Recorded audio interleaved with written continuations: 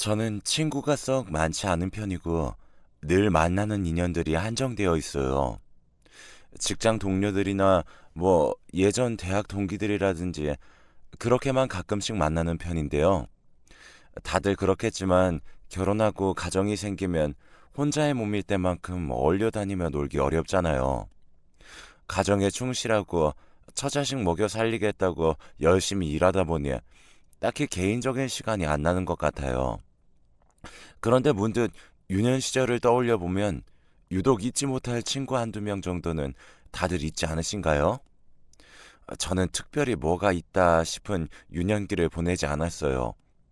그냥 평범한 생활을 이어오고 있었는데 그러던 와중에 중학교 시절 우리 반에서 튀는 친구가 한 명 있었답니다. 날라리거나 말썽을 부린다거나 하는 건 아니었지만 왠지 모르게 어린애가 되게 무게 있고 신비감이 있어서 다들 희한한 애라고 생각했어요. 바로 민호라는 아이였는데 맨날 교실 뒷자리에 조용히 앉아있고 딱히 존재감을 나타내지 않았죠. 그런데 그 친구가 어느 날 저에게 갑자기 말을 걸어오는 거예요. 다들 시선이 집중돼서 저와 그 친구를 보게 되었어요. 왜냐하면 이 친구는 대놓고 행동하진 않아도 학교 안에서 꽤 소문이 많았던 애였거든요. 싸움을 엄청 잘한다든지 혹은 선생님한테 대들었는데 선생님이 얘를 겁내서 못 건드린다든지 그런 말들이 많았죠. 반에서 지극히 평범하다 못해 한 반에 한두 명씩은 꼭 있을 것 같은 저 같은 애한테 얘가 말을 걸어오니까 당연히 놀랄 수밖에요. 저도 그때 얼마나 놀랐는지 말을 더듬으면서 대답했어요. 어, 어, 왜? 무슨 일이야? 그런데 그 친구는 정말 조금의 미동도 없이 저를 바라보면서 손가락으로 가리키더군요. 그 만화 다 읽었어? 나도 좀 빌려줘라. 그 말에 저를 비롯해 주변에 있는 애들까지 동시에 고개가 돌아갔고 제 책상 한 귀퉁이에 있는 만화책이 보였어요. 전날 집 근처 대여점에서 빌려왔던 스포츠 만화였는데요. 이때 얘가 은근 무섭기도 하고 그리고 전혀 생각지 못한 접촉이 생겨서 그런지 너무 긴장되더라고요. 이런 상황을 대체 어떻게 넘어가야 할지 몰라서 옆에 앉은 남자애한테 눈으로 SOS 요청을 했지만 걔도 약간 겁을 먹었는지 제 눈빛을 외면해버렸어요.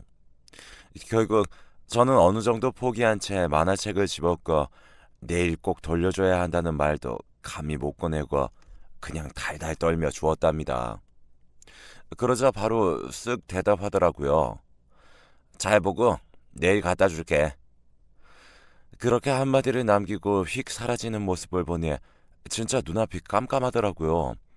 나는 앞으로 쟤한테 만화책 갖다 주고 말도 못하는 심부름꾼으로 살아야 하나 싶기도 하고 분명히 저거 안 돌려줄 텐데 대여점 아저씨한텐 뭐라고 핑계를 대야 하나 싶어서 정말 막막했어요.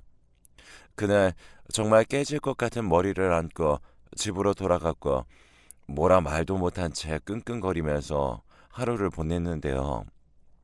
다음 날 무거운 발걸음으로 학교에 갔는데 완전히 깜짝 놀라버렸어요. 제 책상 위에 고스란히 그 만화책이 있는 거예요. 돌려줄 거라는 기대도 안 했는데 말이죠.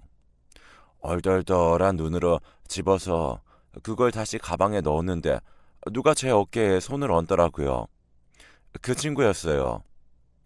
너 이름이 뭐냐? 재민인가? 세민인가? 나? 김재민. 아, 그래. 재민아, 잘 봤다, 야. 다음 편은 언제 빌릴 거냐? 이때 대화를 주고받으면서도 너무 놀랐던 게 얘가 의외로 성실하게 다 읽고 어느 귀퉁이 하나 찢지도 않고 갖다 주었더라고요. 애들 말로는 싸울 때 진짜 무섭고 여기도 전화 공고라고 들었는데 이상하게 만화책 관련해서 저랑 대화를 나눌 때에는 되게 평범한 애 같았어요. 나아가 일상적인 얘기도 저한테 편하게 걸어와서 저는 은연중에 마음을 조금씩 열게 되었지 뭐예요. 떡볶이를 먹으러 가자거나 매점에 같이 가자거나 하는 말들을 아무렇지 않게 해오니까요. 어느 날은 떡볶이를 사서 자기 집에 가자는데 약간 긴장되긴 했지만 저도 스스럼 없이 나섰답니다. 몰랐는데 부모님이 안 계시고 초등학생인 동생과 둘이서 살고 있었더라고요. 제가 묻지도 않은 얘기를 먼저 술술 해주는데 부모님이 안 계신 대신 삼촌과 이모들, 큰아빠나 작은아빠 등 친척들이 가끔씩 돈을 주거나 먹거리를 넣어주고 간다는 거예요. 저는 그야말로 아주 평범한 가정에서 자랐기 때문에 이 친구의 환경에 잘 적응이 되진 않았지만 그냥 그런가 보다 하고 얘기를 나누었어요. 일단 그렇게 집으로 돌아온 뒤 저녁쯤 저희 아버지가 통닭을 사오셨길래 먹으면서 이런저런 얘기들을 했어요. 요즘 친해진 애가 있는데 사거리 건너편 상가 뒷길에 걔네 집이 있고 거기 다녀왔다고 말이에요. 아버지는 흥미롭게 들으시더니 제가 보고 들은 내용을 듣고 한참 생각이 많아 보이더라고요. 그때는 그렇게 넘겼는데 나중에 몇 번 제가 또 놀러 가고 하는 걸 아시고는 아버지가 갑자기 먼저 말을 꺼내셨어요. 야, 재민아, 너 그 민호라는 애는 그럼 이 시간에 집에 동생이랑 둘이 있는 거지? 그런 것 같다고 대답을 했더니 아버지가 대뜸 일어나라며 네가 앞장서라며 나갈 준비를 하셨더라고요. 아버지는 그 길로 슈퍼에 가서 우유와 과자, 빵, 라면 등 여러 가지를 잔뜩 사시더니 비닐봉지가 찢어질 정도로 가득 담아 민호네로 향하셨어요. 제가 철문을 끽 열고 불렀더니 얼마 안 되어 민호가 나왔고 저와 우리 아버지를 보더니 놀란 눈을 하더라고요. 아버지는 아주 가볍게 안녕, 나 재민이 아빠야. 너 키 진짜 크다. 이러면서 안으로 쑥 들어가시더군요. 그러더니 작은 툇마루 앞에다가 장봐온 것들을 올려주시곤 이거 동생이랑 먹으라고 하셨어요. 민호는 내내 황당한 눈으로 우리 아버지를 바라봤고 저는 뭔가 실수한 게 아닌가 싶어서 안절부절 못하고 있었어요. 참 기묘하게 느껴졌던 이날 이후로 우리는 왠지 모르게 약간은 좀 어색해졌어요. 저한테 딱히 말도 안 걸고 만화책을 빌리러 오지도 않고 그래서 저는 왠지 불안하더라고요. 아버지가 괜히 뭔가 사다 주고 그래서 민호의 자존심을 다치게 한 게 아닌가 싶어 별 생각이 많아지던 차에 우리는 학년이 달라지고 반이 바뀌게 되었어요. 그러던 차에 저에게는 그해 학기 초에 두 번 다시 잊을 수 없는 끔찍한 사고가 일어나게 되었는데요. 가족들끼리 차를 타고 가다가 무척 허무한 교통사고를 당하게 되었고 저와 어머니는 크게 부상을 입지는 않았지만 아버지와는 이제 두 번 다시 만날 수 없는 기로에 놓이게 되어버린 겁니다. 보통은 조수석이나 뒷좌석의 피해가 더 크다고 하지만 사고 당시 구조되었던 저와 엄마보다 늦게 실려 나온 아버지는 일순간 고통을 느끼지도 못했을 정도로 크게 신체적인 충격을 받으셨나 봐요. 나중에 정신 차리고 난 제 얼굴 위로 어머니의 우울한 표정이 보였고 어머니는 그렇게 저를 붙잡고 한참을 우시면서 어떻게 하면 좋냐는 말만 반복하셨어요. 졸지에 저는 아버지의 장례를 치르게 되었고 정말 어색하게 몸에 잘 맞지도 않는 상복을 입고 어정쩡하게 서 있게 되었습니다. 학교에 알렸지만 더 이상 누군가에게 도 나지 않았고 기력 없이 늘어져 있는 어머니를 보니 왜 나와 어머니만큼이라도 아버지는 회복될 수 없었던 걸까? 왜 마지막 인사도 못했던 걸까 싶어 머리가 멍했어요. 그런데 그러던 중 어른 손님들만이 연이어 들어오던 와중에 웬 익숙하면서도 이 현장에서 보기에 낯선 얼굴이 하나 보이더군요. 바로 민호였어요. 저랑 눈이 마주쳤고 저는 너무 놀라서 말도 더듬거리게 되었어요. 어머니도 같은 학교 친구가 왔다고 하니까 일순간 놀라셨는지 한참을 쳐다보셨고 말이에요. 학교에 이런저런 얘기가 전해졌다는 건 알고 있었지만 우리는 한두 달 정도는 제대로 연락도 않고 왕래도 없었기 때문에 이때의 방문이 너무 새삼스레 느껴졌어요. 이때 민호가 왜 그랬는지 이해가 되지 않았지만 장례 3일 내내 꼬박 저랑 같이 있었어요. 별 말을 할 상황도 안 되고 지쳐서 겨우 앉아있던 제 옆에 민호는 그렇게 계속 같이 있어 주었습니다. 우리 아버지에 대해 뭔가 특별한 말을 건네지도 않은 채 말이에요. 하지만 그때 제 옆에 누군가가 있어서 강풍 같은 날들을 좀 견뎌냈던 것 같기도 해요. 어머니는 정신을 잃으시기도 하고 과로로 또 쓰러지시기도 해서 이모들과 고모들이며 할머니까지 여간 걱정이 많은 게 아니었거든요. 자식은 제가 있는데도 감정을 추스르지 못할 정도로 괴로워하셨고 다들 저만 보면 불쌍하다, 안 됐다 하면서 울어대기 바쁘니 그런 상황이 지치고 슬프다 못해 나중엔 짜증스럽더라고요. 그렇게 장례를 치르고 난 뒤에 어머니의 컨디션이 많이 악화되었기 때문에 결국 저는 전학을 가게 되었어요. 좀 더 떨어진 이모들이 살고 있는 동네로 넘어가게 되었기 때문에 결국 기존 학교 친구들 더불어 그때 홀로 와주었던 민호와도 연락이 완전히 끊기게 되었죠. 이상하게 당시 친했던 친구들도 있고 제가 새로이 전학을 가서 고등학교에 갔을 때도 꽤 잘 지냈던 무리들이 있는데 민호 생각에 저는 참 깊게 남아 있어요. 이후로 제가 대학을 가고 군대를 가고 직장을 다니고 결혼을 하고 자식을 낳고 어쩌고 하는 동안 딱히 뭐라 할 것도 없는 평범한 생활을 했는데 그런 일상 속에서 어쩌다 한 번쯤은 적어도 5년에 한 번쯤은 민호가 떠올랐어요. 같이 살고 있는 제 와이프에게도 그런 친구가 있었다고 얘기했었고요. 저희 어머니는 아버지가 돌아가신 뒤로 2, 3년은 무척 고생스럽게 사셨지만 그래도 나중에 회복하셔서 다시 본래 건강을 되찾으셨고 저도 평범하게 직장 생활을 하며 딸 하나를 키우며 살고 있었어요. 제 와이프와는 소개로 만났고 제가 꽤나 반해서 따라다녀 결혼하게 된 케이스인데요. 딱히 남의 인생에 관심 없이 살고 있는 저와는 달리 와이프는 오지랖이 넓은 건지 맨날 그렇게 봉사활동이며 동네 지역 아줌마들과 함께하는 고아원 행사, 구청에서 열리는 벼룩시장 이런 걸 맨날 다니더라고요. 가는 건 좋은데 그 시간마다 제가 애를 봐야 하니 주말마다 쉬려다가도 힘들어서 한숨이 팍팍 나오기도 하고 차라리 세 가족 다 같이 움직이자는 말도 했었는데요. 그러던 어느 날 와이프가 어느 지역에서 하는 무료 배식 행사가 있는데 같이 가자는 거예요. 남자 힘이 필요하다나 어쩐다나 하면서 하나밖에 없는 딸내미는 친정에 맡겨둘 테니 당신이 와서 무거운 것 좀 같이 들어주고 배식도 해달라는 거예요.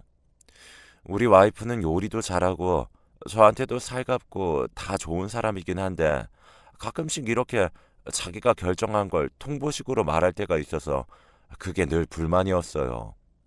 그래도 이미 본인이 계획을 다 세워버리고 그 안에 저를 넣어서 지인들에게도 다 통보했으니 제가 꼭 나가야 한다는 거예요.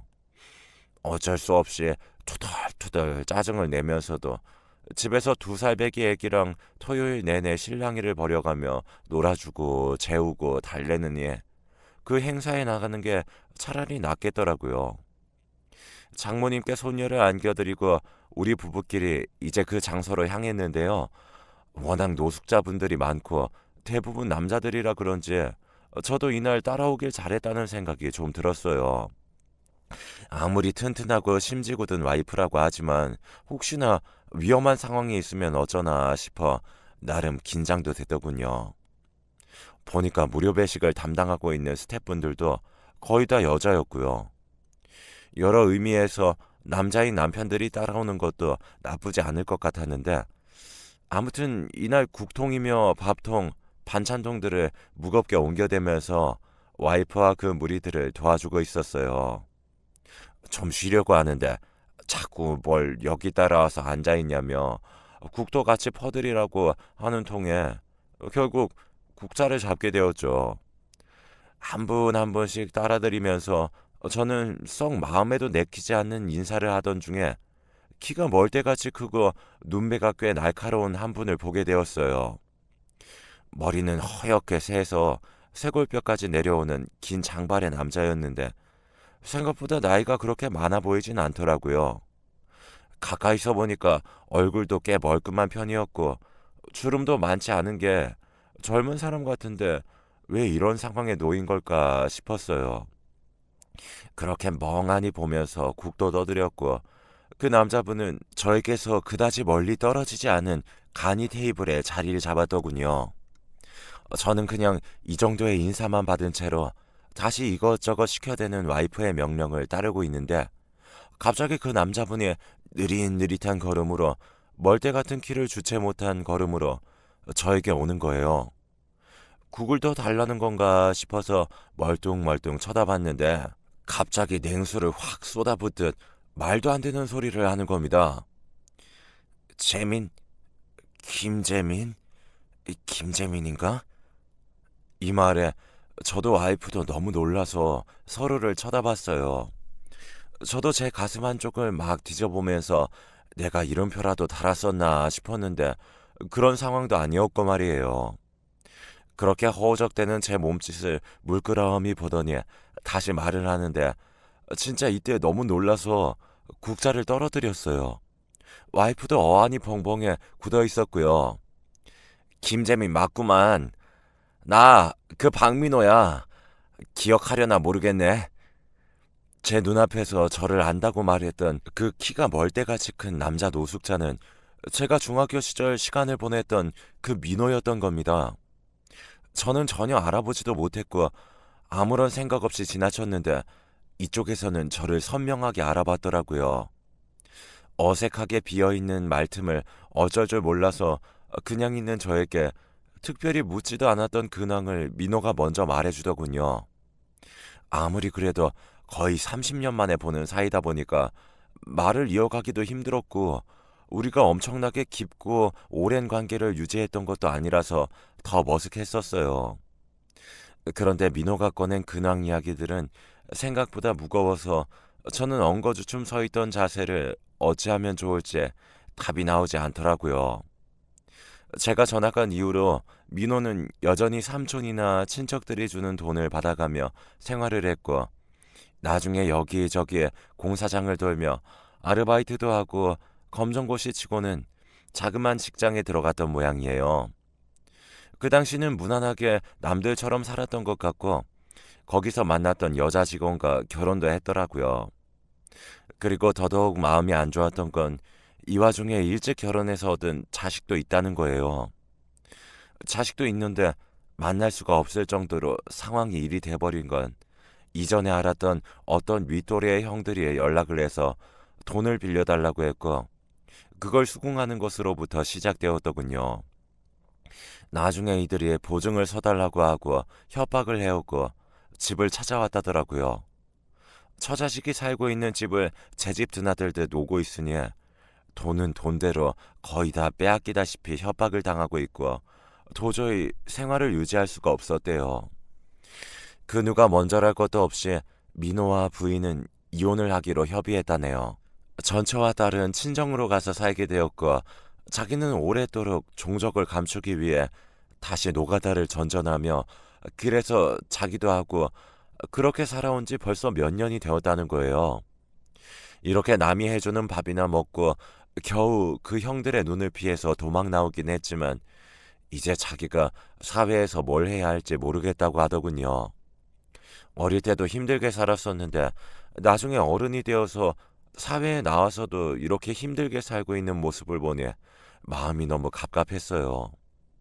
가끔 부인한테 찾아가기도 한다는데 그래도 딸은 어릴 적 자기와 잘 놀아주었던 아빠의 기억이 있어서 그런지 아빠가 말끔하게 면도도 하고 이발도 하고 만나러 오면 그렇게 좋아한다는 거예요. 제가 얘기를 들어볼 때는 부인도 그리 싫어하는 눈치까지는 아닌 것 같은데 이미 시간이 너무 지나버려서 둘 사이의 틈을 메우기 힘들어진 것 같아요. 일단은 그런 상황을 듣고 제 근황도 얘기하고 다시 와이프 옆쪽으로 와서 남은 일거리들을 돕고 있는데 이쪽 일에 전혀 집중이 되질 않았어요.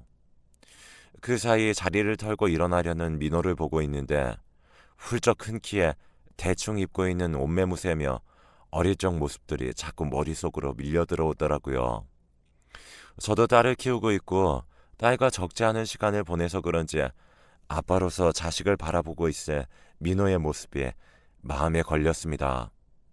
그리고 왜 그때 그런 생각이 났는지 모르겠지만 민호는 우리 아버지가 돌아가시기 전에 당신 아들의 친구로서 챙기셨던 유일한 존재이기도 하고 우리 아버지 장례에 왔었던 유일한 친구이기도 해요. 왠지 저와 이 친구 사이에는 아버지라는 아주 거대하고 묵직한 단어가 연결지어주는 듯한 느낌이 들었어요. 본래 약간 사나워 보이는 인상이라 남들이 쉽게 말도 못 거는 그런 아우라가 있었지만 수십 년의 세월이 지나 저나 그 친구나 각자 아버지라는 역할의 옷을 입혀놓고 보니 우리는 영락없이 똑같은 인간이더라고요. 그런 와중에 저는 고민이 되었어요. 이제 이대로 일어나 헤어지게 되면 다시는 민호와 마주할 날이 없을 텐데 과연 이렇게 헤어져도 괜찮은 건지를 두고 말입니다. 그렇다고 새삼 연락처를 주고받으면서 뭔가 왕래를 하는 것도 어색했고 그냥 제가 뭔가를 느꼈던 순간 이날 이 자리에서 마무리를 짓는 것이 좋을 것 같았습니다. 자꾸 뒷정리를 재촉하는 와이프를 뒤로하고 저는 이날 와이프에게 비밀 하나를 만들게 되었어요. 이후로 한 5년 정도는 와이프에게 들키지도 않았으며 나중에 제 입으로 실토했지만 말이에요. 바로 결혼할 무렵부터 제가 갖고 있었던 비상금이 있었는데 그걸 민호에게 빌려준 겁니다. 금액은 4천만 원 정도였고 나중에 제 드림카로 바꿀 때 보태려고 갖고 있던 돈이었어요. 원래 저는 다른 욕심은 없는데 차에는 여러모로 생각이 많아서 좀 크고 좋은 차로 바꾸고 싶었기에 이렇게 모아두고 있었거든요. 어릴 적 사고를 겪어서 그런지 나와 내 자식, 내 아내가 타는 차는 좀 더 안전하고 탄탄한 걸로 바꾸고 싶었어요. 헌데 앞에서도 말했지만 남의 인생에 크게 관심 없고 맨날 봉사활동이니 뭐니 하러 다니는 와이프를 썩 이해하지 못하는 사람이 바로 저예요. 이때 참 왜 그랬는지 저도 이후로 솔직히 말해보자면 한 몇 달간은 가슴이 쓰리더군요. 어쩌자고 내가 덜컥 4천만 원을 진짜 한 몇십 년 만에 본 민호에게 줬던 걸까 싶어서 말이죠. 아무쪼록 잘 살기를 바랐고 저도 자식 둔 입장에서 본인 딸을 당당하게 안아볼 수 있기를 바라는 마음으로 그렇게 해준 것이었죠. 민호는 놀란 눈으로 저를 한참을 응시하더니 자기 상황이 이 모양이다 보니 사양할 수도 없다며 그저 고맙다면서 제 연락처를 받아갔어요. 저는 언제건 때 되면 갚으라고 했지만 사실 썩 기대가 되지 않았죠.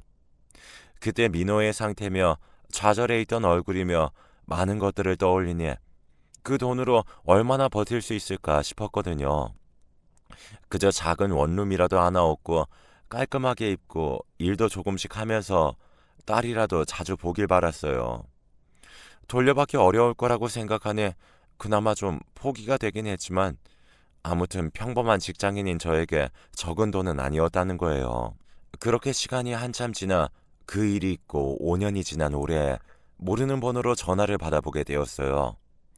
처음엔 누군가 했었는데 날카롭게 제 이름부터 부르는 그 말투에 직감적으로 그게 민호라는 걸 알았어요.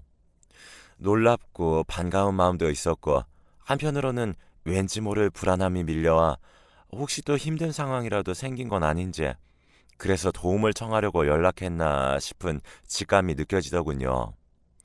그런데 저도 이쪽으로 어지간히 재능이 없는 건지 제 예상은 완벽하게 다 엇나가 버렸어요. 그것도 엇나가서 다행인 쪽으로 말입니다. 다급한 목소리로 저에게 전화를 해서 이런저런 얘기를 하는 민호는 제일 먼저 꺼낸 말이 일단 결론부터였어요. 재민아, 내가 너무 늦었지? 미안하다, 미안해. 정말 미안하다. 이 말밖에 내가 할 말이 없어. 그간 노가다도 하고 네가 준 돈 안 쓰고 불리려고 노력 진짜 많이 했어. 민호는 초반에 제가 준 돈이 너무 갑작스러워서 당장 쓰지 못했고 고시원에 들어가 살면서 그간 다니던 노가다를 한동안 했었다는 거예요. 그러다가 딸아이는 점점 커가는데 집 한 채도 없이 떠돌고 있는 자신이 너무 적나라하게 보여졌고, 한때 고등학교 졸업하고 잠깐 했었던 구제옷 사업 쪽을 떠올려서 다시 찾아다녔답니다. 사람들이야 당연히 많이 바뀌었을 테니 이미 그쪽에 잔뼈가 굵은 사람들 사이에서 나름 일할 방법을 찾느라 꽤 고생도 했던 모양이지만, 그래도 이후로 다시 열심히 뛰면서 노가다 하던 때보다 수익을 올렸다더군요. 그러면서 조금씩 더 또 오르기를 연속으로 하며 3년 차부터 잘 되었다는 거예요. 와중에 아파트 분양도 받았고 작년 말에 와이프와 재결합을 하게 되었다더군요. 그래서 안정적으로 지금 세 가족이서 살고 있는데, 이제서야 숨을 돌리고 제 생각이 나서 연락을 해온 거예요. 그간 진작 연락을 했어야 했는데 죽기 살기로 일하며 그쪽판에서 살아남으려고 버티다 보니 일단 가족과 같이 다시 살게 되는 게 목적이었기에 차마 신경을 못 썼다더라고요. 그러면서 미안하다며 저에게 빌린 돈을 갚겠다면서 계좌번호를 알려달라고 하더군요. 말로는 빌린 돈을 그대로 갚겠다고 하더니 제가 확인하게 된 돈은 4천만 원이 아니라 6천만 원이었어요. 친구도 안정되고 자리 잡느라 신경 쓸 게 많을 텐데 저에게 2천만 원이나 더 얹어서 갚아준 겁니다. 재결합을 하고 난 뒤에 가족끼리 해야 할 것들이 참 많은 것 같다며 올해가 가기 전에 가족들끼리 한번 만나자고 하는데 기분이 참 이상했어요. 한편으론 이렇게까지 노력을 했던 친구 민호의 노력에 대해서 끝까지 아무런 사심 없이 믿어주고 지원해주지 못했던 제 모습이 떠올라서 부끄럽기도 했습니다. 저 자체가 저를 비롯하여 사람에게 그렇게 기대를 거는 타입의 인간은 아니지만, 그래도 내가 딱 이 정도의 그릇이구나 싶어서 약간 실망스럽기도 하더라고요. 그건 그것대로 아쉽지만 그래도 어찌되었건 민호가 저렇게 다시 발돋움을 해서 가족들과 같이 살게 된 것은 정말 축하할 일이라고 생각해요. 와이프에게 자초지종을 털어놓으니 비상금의 존재나 빌려줬던 사실 자체를 몰랐기에 일단 화부터 내더라고요. 어찌 보면 당연한 일이기도 하지만 여기에 털어놓은 대로 제 옛날 일부터 쭉 말을 했더니 더 이상 화내지 않았어요. 뭐 우리 부부의 일은 그렇다 치고 민호의 앞길도 그 가족들도 이후로 그렇게 쭉 함께 부둥켜 안고 잘 살아가길 바랄 뿐입니다. 저로서는 큰맘 먹고 보탠 도움이긴 하지만 민호가 그렇게 일어서는 데 있어서 사실 큰 도움이 될 만한 돈이었는지는 잘 모르겠어요. 그래도 그게 잘 사용되어서 기쁘네요. 여기까지 함께 들어주셔서 감사드리고 모두 감기 조심하시고 가족들과 평범한 날들 잘 누리셨으면 좋겠습니다.